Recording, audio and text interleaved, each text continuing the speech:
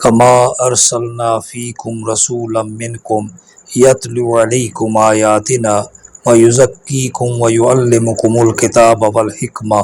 ویعلمکم ما لم تکونوا تعلمون۔ قال اللہ تبارک و تعالی فی مقام آخر رسلا مبشرین ومنذرین لئلا یکون للناس علی اللہ حجۃ بعد الرسل وکان اللہ عزیزا حکیما۔ ہمارا جو موضوع چل رہا ہے وہ توحید و رسالت کے حوالے سے ہے، تو آج ہمارا جو موضوع سخن ہے وہ سورہ البقرہ کی آیہ نمبر 151 کے تحت ہم چند گزارشات پیش کریں گے۔ اللہ رب العزت ہمیں اپنا کلام ازلی و ابدی سمجھنے کی اور اس کی حقیقی معانی و معارف کی سمجھ بوجھ عطا فرمائے اور ہمیں اس پر عمل کرنے کی بھی سعادت عطا فرمائے۔ اللہ تعالیٰ ارشاد فرماتا ہے کما ارسلنا فیکم رسولا منکم، جس طرح ہم نے تمہارے اندر تمہیں میں سے رسول بھیجا، یتلو علیکم آیاتنا، جو تمہارے سامنے ہماری آیات کی تلاوت کرتا ہے، ویزکیکم، اور تمہارا تزکیہ نفس کرتا ہے، ویعلمکم الکتاب والحکمہ، تمہیں کتاب کی تعلیم دیتا ہے، والحکمہ، اور حکمت کی تعلیم دیتا ہے، ویعلمکم ما لم تکونوا تعلمون، اور وہ تمہیں ان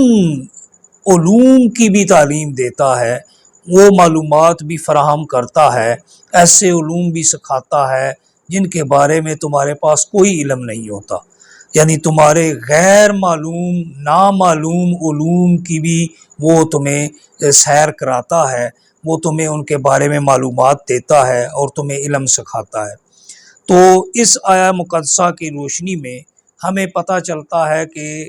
اللہ تعالیٰ نے اپنے جو انبیاء بھیجے، جو ہمارا عقیدہ رسالت ہے اس کے اوپر اگر ہم غور کریں تو عقیدہ رسالت یہی ہے کہ ہم اللہ کے رسولوں پر ایمان لائیں، کہ اللہ تعالیٰ نے انہیں جس طرح بھیجا ہے، جس طریق سے بھیجا ہے، جس انداز سے بھیجا ہے، ہم ان پر ایمان لائیں، ان کے حق ہونے کو تسلیم کریں، ان کی تعلیمات کو سمجھنے کی کوشش کریں، ان کی تعلیمات کو مانیں اور ماننے کے بعد ان پر عمل کرنے کی سعادتوں سے بہرہ مند ہو۔ تو اگر اس آیہ مقدسہ پر غور کیا جائے تو اس میں مقاصد نبوت بیان ہوئے ہیں۔ اللہ رب العزت نے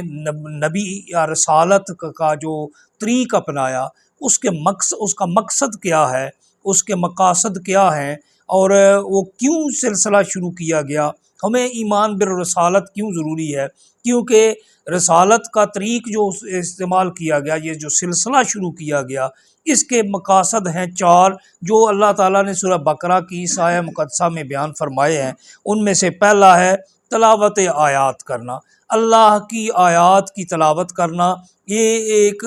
ایسا فرض ہے جو ہر نبی پر اللہ تعالیٰ نے یہ فرض جو ہے نا ہر ایک پر عائد فرمایا، اور ان کی شان کے مطابق، ان کی